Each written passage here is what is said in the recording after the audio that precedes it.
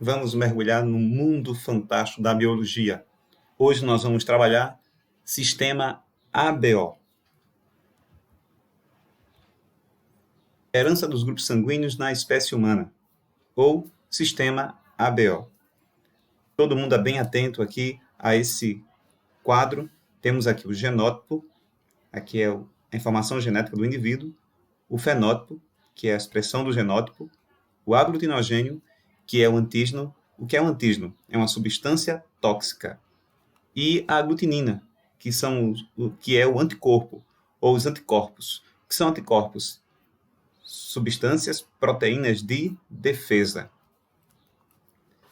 Se o indivíduo for isão de A, ou ele tiver os alelos isão de A, izinho, ele terá sangue tipo A.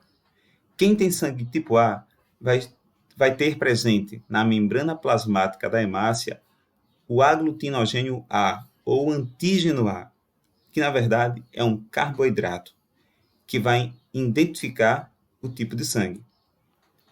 Quem tem sangue tipo A também vai apresentar em seu plasma anticorpos anti-B, que são proteínas de defesa anti-B. Então, quem tem sangue A não pode receber sangue B, porque ele vai se defender do sangue B, porque ele tem anticorpos anti-B. Quem tiver informação genética, homozigota dominante, isão de B, ou heterozigota, isão de B, izinho, vai ter fenótipo, vai ter sangue tipo B. Quem tem sangue tipo B, vai ter lá na membrana plasmática das hemácias o antígeno B, ok? Que é o carboidrato de identificação.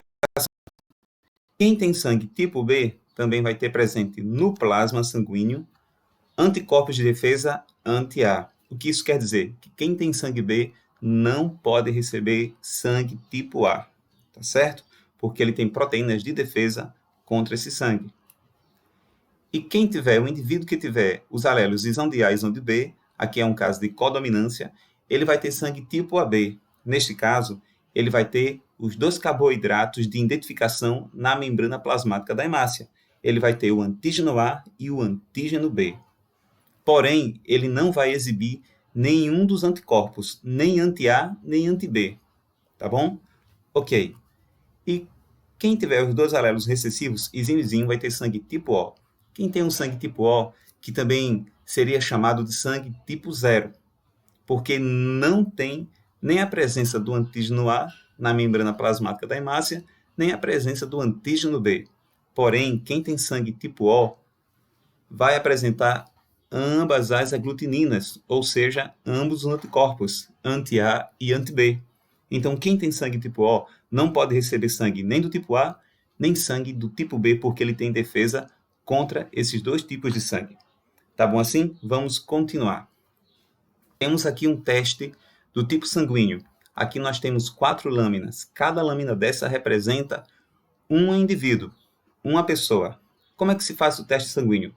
Eu vou pegar o sangue da pessoa do qual eu quero descobrir sua tipagem sanguínea e vou pingar 2 gotinhas em cada lâmina, tá? Então, da primeira pessoa, pingo 2 gotinhas, da segunda pessoa, pingo 2 gotinhas de sangue, da terceira pessoa também vou pingar 2 gotinhas e da quarta pessoa a qual quero saber o seu tipo de sangue.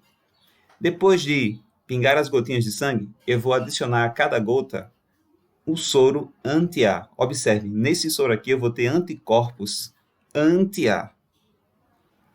E neste outro soro, eu vou ter anticorpos anti-B. Esses anticorpos são proteínas de defesa. Então, nesse primeiro exemplo, se esse sangue aqui for A, os anticorpos anti-A vão atacar as hemácias e vão aglutiná-las, vão coagulá-las. É o que está acontecendo aqui, ó. O soro anti-A está atacando o sangue e aglutinando as hemácias. Por que está fazendo isso? Porque, de fato, esse sangue é A. Certo? Então, o sangue A, na presença do soro anti-A, ele é aglutinado. Agora, o que acontece se eu pegar o sangue A e colocar no soro anti-B? Não vai acontecer nada, porque os anticorpos são anti-B e não anti-A. Esse anti você também pode substituir pela palavra contra. Esse soro é contra B e não contra A. Então, se eu colocar o sangue A no soro anti-B, não acontece nada. Agora, se eu colocar o sangue A no soro anti-A contra A, ele vai aglutinar. Veja aqui nessa segunda lâmina. Coloquei o sangue. Então, adicionei o soro. O soro anti-A não aconteceu nada. No contra-A não aconteceu nada. Porém, no anti-B, aglutinou. Então, está acusando que este sangue é o sangue tipo B, certo? Então, se aglutinar no anticorpo, então é aquele sangue. Se aglutinou nos anticorpos no soro anti-B, é porque o sangue é B. Se aglutinou no soro anti-A, é porque o sangue é A. Observa que essa terceira lâmina aglutinou nos dois soros. Se aglutinou no anti-A, no contra-A, é porque tem o aglutinogênio A. Se aglutinou no anti-B, é porque esse indivíduo também tem o aglutinogênio B. Então, qual o tipo de sangue dele? AB. Mas nessa quarta lâmina, você observa que não houve nenhuma aglutinação. Então, essa pessoa nem tem o aglutinogênio A, nem tem o aglutinogênio B, porque os soros anti-A e anti-B não reagiram. Então, isso quer dizer que essa pessoa tem um sangue tipo O. Ok? Vamos continuar. Temos aqui agora outro detalhe. Vamos falar agora sobre o falso O. O falso O, ou efeito Bombaim, que foi encontrado na cidade da Índia. Bombay é uma cidade da Índia, na qual foi encontrado pela primeira vez esse tipo sanguíneo. Para que alguém venha ter o diagnóstico de falso O, precisa acontecer o seguinte. Nós temos aqui dois genótipos em questão.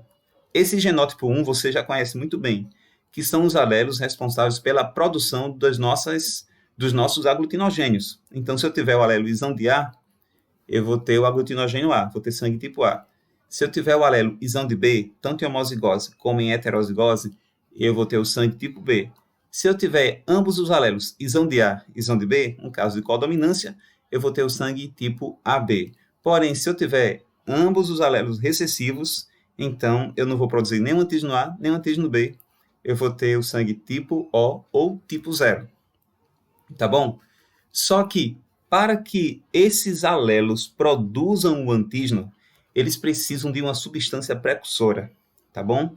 Então, fica de olho aí nessa substância precursora. O que é uma substância precursora? É uma substância que vem antes, que a partir dessa substância é produzido outra substância. Então, vamos assim imaginar, a partir da substância X, que é precursora, é produzido Y, que é a outra substância. Então, Y só é produzido se X estiver presente. Se X não estiver presente, Y não vai ser produzido. Então, nesse raciocínio, é essa substância precursora. Se o indivíduo tiver as informações dominantes Hzão, Hzão ou Hzão, Hzinho, se ele tiver o alelo dominante, ele vai produzir a substância precursora de antígeno. Então, se eu tenho no meu corpo a substância precursora de antígeno e tenho o alelo A, então essa substância precursora vai ser transformada num antígeno A. Se eu tenho a substância precursora de antígeno no meu corpo e tenho também o alelo B, então essa substância vai ser transformada no antígeno B. Se eu tenho a substância precursora de antígeno no meu corpo e eu tenho os dois alelos, isão de A e isão de B, então a partir da substância precursora eu vou produzir o antígeno A e o antígeno B. Se eu tiver a substância precursora no meu corpo, mas não tiver nem o alelo isão de A, nem o alelo isão de B presentes, então eu não vou produzir antígeno. Porque ainda que eu tenha a substância precursora, mas eu não tenho informação genética para o alelo A ou B que iria produzir o antígeno A ou B. Nesse caso, eu vou ter o sangue tipo O, porque eu não vai ter a produção de antígenos, ok? O que acontece no falso O? Então, nesse primeiro caso aqui, eu tenho um O verdadeiro. Mas o que acontece no falso O? O falso O é o seguinte. Com relação à produção da substância precursora, eu vou vir com o genótipo 2, né, com o segundo genótipo, com os dois alelos recessivos. Então, isso quer dizer que eu não vou produzir a substância precursora, a substância que vem antes, a substância que a partir dela é produzido o antígeno A e o antígeno B. Então, embora que eu tenha a informação genética com alelo isão de A para produzir o antígeno A, mas como eu não tenho a substância precursora, o antígeno A não vai aparecer. Aí vai ter aí um falso O. Certo? Se eu tenho um alelo isão de B, mas não tenho a substância precursora, então o antígeno B não aparece. Então, vou ter um caso aqui de falso O. Se eu tenho os dois alelos, isão de A e isão de B, e não tenho a substância precursora, então os dois antígenos, A e B, também não vão aparecer. Nesses casos, nós temos um falso O. E como é que eu vou saber se uma pessoa é O verdadeiro ou é um falso O? É fazer um exame de sangue com um soro anti-H. Se nesse soro anti-H acontecer a reação, é porque o indivíduo tem a substância precursora. Se ele tem a substância precursora e ele é O, ele é um O verdadeiro. Tá bom? Agora, se ele fizer o exame e não reagir com o anti-H, então ele não tem a substância precursora. Se ele não tem a substância precursora, então esse indivíduo ele vai ser um falso O, porque ele pode ter os alelos isão de A, isão de B, mas por não ter a substância precursora de antígeno, então o antígeno nunca vai aparecer e ele será identificado como o falso O. Tranquilo assim? Entenderam? Vamos lá. E agora nós vamos falar sobre o sistema RH. O sistema RH também é um caso de dominância e recessividade. Se o indivíduo tiver o genótipo Rzão ou Rzinho, ele vai ter o fator RH no sangue. Porém, se ele tiver ambos os fatores recessivos, Rzinho, ele não vai ter o fator RH no sangue. Então, ele será chamado de RH negativo. Então, se eu perguntar para você, você tem a proteína, você tem o fator RH no sangue? Se você disser, eu tenho, então você é positivo. Você tem o fator RH no sangue? Se você disser, eu não tenho, então você é negativo. Tá certo? Porque quem tem um alelo dominante produz um antígeno, então vai ser RH positivo. Quem tem os alelos recessivos em homozigose, Rzinho, não produz um antígeno, então vai ser RH negativo. Tá bom?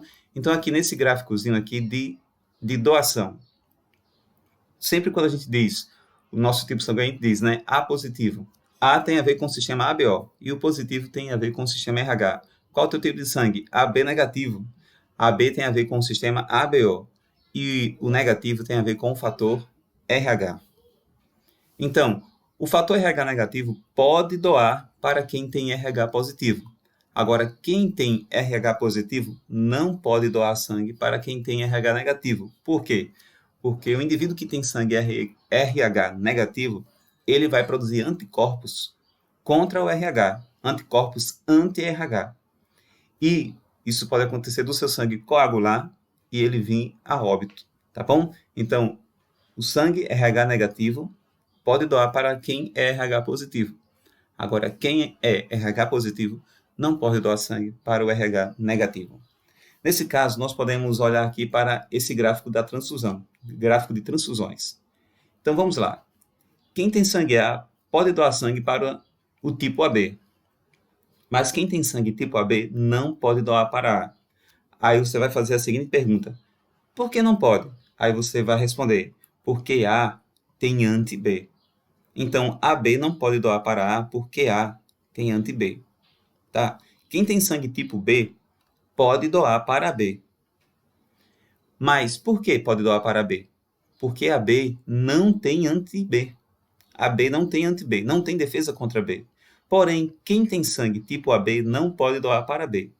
Por que não pode doar para B? Porque B tem anticorpos anti-A. Certo? Quem tem sangue O pode doar para B? Pode, porque não existe anti-O. Agora, AB pode doar para O? Não pode, porque O tem defesa. O tem anticorpos anti-A e anti-B, então ele não pode receber sangue AB. Quem é O pode doar para A? Pode. Agora, quem tem sangue tipo A pode doar para O? Não, porque O tem anti-A. Quem é O pode doar para B? Pode. Agora, quem tem sangue tipo B pode doar para O? Não, porque O tem anticorpos anti-B. Dessa maneira, nós temos que o doador universal é o O negativo e o receptor universal é o AB positivo. Tá bom? Então, quem tem sangue O negativo pode doar sangue para quem precisar, porém só recebe dele mesmo. Mas não se preocupem, porque existem muitas pessoas com O negativo por aí, tá? Então, você que tem sangue, e aí, você que está em casa, você tem sangue O negativo? Se você tem sangue O negativo, você pode dizer assim: eu sou fulano de tal, eu sou O negativo, eu sou A universal. Beleza? Agora, se você tem sangue AB positivo, você é o receptor universal, você é o vampiro, você recebe sangue de todo mundo. Não vai faltar sangue para você no banco de sangue, tá bom? Curiosidade: o sangue mais comum que existe é o sangue O positivo. O seu sangue, qual o seu sangue? O meu sangue é O positivo. Olha aí quanta gente com O positivo. Muito bem, a maioria, o sangue mais comum que existe é o sangue O positivo. Agora, o sangue mais raro é o sangue AB negativo, tá bom? Vamos continuar a nossa aula. Vamos falar agora sobre um probleminha chamado de eritroblastose fetal.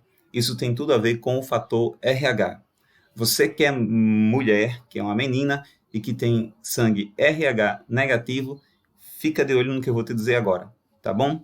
Então, quando é que acontece a eritroblastose fetal? É quando o pai é positivo e a mãe é negativa. Sendo o pai positivo e a mãe negativa, e o primeiro filho do casal sendo positivo, o que é que vai acontecer? No momento do parto, a mistura do sangue da criança com o sangue da mãe. Hemácias da criança vai entrar em contato com o sangue da mãe. E esse sangue positivo do filho, ao entrar em contato com o sangue da mãe, que é negativo, a mãe vai se sensibilizar. A mãe vai produzir anticorpos anti-RH, ok? Então a mãe vai produzir defesa contra o sangue RH positivo. No caso do primeiro filho, não tem problema. A única coisa que acontece é que o primeiro filho vai sensibilizar a mãe, fazendo com que a mãe produza anticorpos. Então, depois de 16 dias do parto, a mãe vai estar com um sistema imunológico preparado com os anticorpos anti-RH totalmente produzidos. Qual o problema? É que se esse casal tiver um segundo filho e esse segundo filho for positivo também, então o que é que vai acontecer? Os anticorpos anti-RH que já foram produzidos pela mãe vai atacar as hemácias do filho. E esse filho ou não vai nascer, ele vai morrer durante o desenvolvimento embrionário, ou ele vai nascer fortemente anêmico. Então, quando isso acontece, isso é chamado de eritroblastose fetal. Então, pessoal, veja só, qual o padrão? Para que aconteça eritroblastose fetal, a mãe tem que ser negativa e o pai positivo. O primeiro filho do casal tem que ser positivo e ele vai sensibilizar a mãe.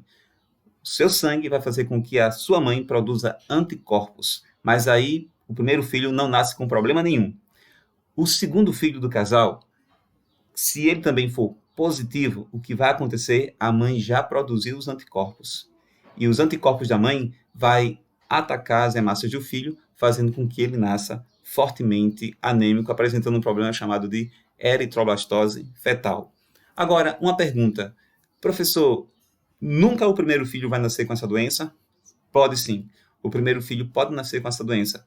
Como assim? Se a mãe foi sensibilizada anteriormente com o sangue positivo.